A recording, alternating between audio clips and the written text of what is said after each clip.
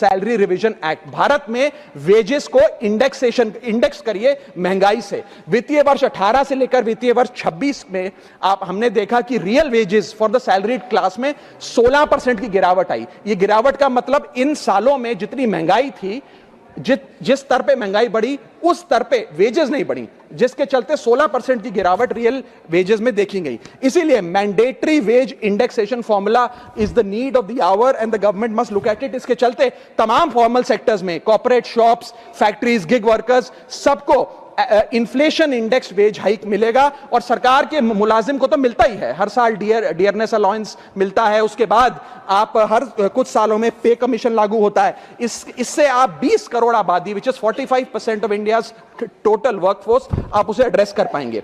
Sir, इसी के साथ साथ मैं बताना चाहता हूं कि दुनिया के कई देशों में यह पहले से ही लागू है।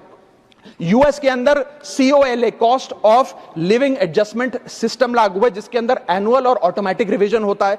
जर्मनी के अंदर हर 18 से 24 महीने के अंदर महंगाई के अनुसार सैलरी बढ़ा दी जाती है। जापान के अंदर शिंटो मेथड यूज होता है, जिसमें annual inflation index wage hike दी जाती है। और बेल्जियम में ऑटोमेटिक इंडेक्सेशन लॉ है, जिसमें क्वार्टरली बेसिस पर एम्प्लॉइज की सैलरी बढ़ाई जाती है। Sir, India is one of the only countries in major economies where 85% of our formal workforce has zero statutory inflation protection. We are at the mercy of the employer discretion and our own negotiation power to raise our salaries. इसके साथ साथ मुझे लगता है कि एक minimum increase based on inflation होना चाहिए।